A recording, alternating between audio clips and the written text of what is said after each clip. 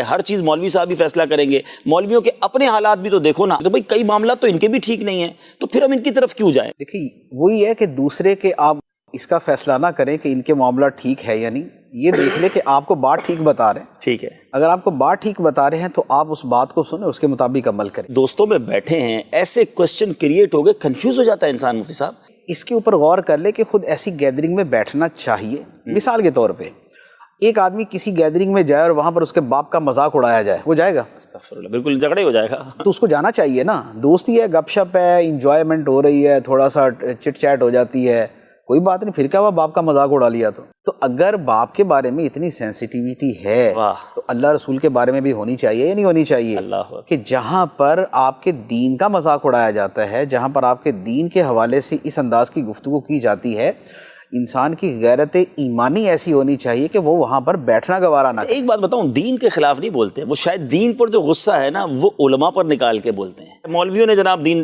Difficult کر دیا ہے، تو کیا کہیں گے اس بارے میں؟ اس کی کوئی لسٹ مل جائے نا کہ یار یہ چیزیں جو ہے نا یہ مولویوں نے دین میں ڈالی ہیں، ٹھیک ہے، 5 نمازیں کے مولویوں نے بنائی ہیں، ٹھیک ہے، یہ تو اللہ تعالیٰ کی طرف سے ہے نا۔ رمضان کے روزے کے مولویوں نے بنائے ہیں، یہ تو اللہ تعالیٰ کی طرف سے ہے۔ زکوٰۃ کس نے فرض کی ہے؟ حج کس نے فرض کیا ہے؟ یہ سود سے بچنے کا حکم کس کا ہے؟ رشوت سے بچنے کا حکم کس کا ہے؟ یہ نگاہوں کی حفاظت کا جو حکم ہے یہ کس کا ہے؟ یہ جو ہے یہ شراب سے بچنے کا حکم کس کا ہے؟ یہ بدکاری سے بچنے کا حکم کس کا ہے؟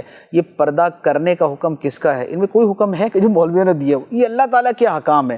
تو بات وہی ہے کہ انڈائریکٹلی جن چیزوں کو یہ کہا جا رہا ہے نا کہ یار یہ ہماری زندگیاں مشکل کر دیتی ہیں، تو بھائی وہ احکام تو اللہ تعالیٰ کے ہے نا۔ ہر ایک دین سکھانے والا ہے نہیں، صحیح ہے، اگرچہ وہ نظر کچھ آتا ہو، یہ بھی ضروری ہے بتانا۔ ٹھیک ہے، ہو سکتا ہے کہ انہوں نے اس سے پوچھا ہو جس کو اصل دین کی روح اور اسلام کی روح کا اور احکام کے بیان کرنے کی کوئی تمیز ہی نہیں ہے۔ تو ایک مفتی حکیم بھی ہوتا ہے، وہ طبیب ہوتا ہے، مفتی تو دانا ہوتا ہے۔ اب اتنی گہری نظر جس کی ہوگی، آپ اس کے ساتھ بیٹھے تو صحیح، اس کے ساتھ بات تو کریں۔ ہمارا مشاہدہ ہے جو لوگ علماء کے ساتھ تعلق میں، دوستی میں، رابطے میں ہوتے ہیں، ان کے بارے میں نا ایسا لگ رہا تھا جیسے یہ سیکورٹی زون میں آ گئے۔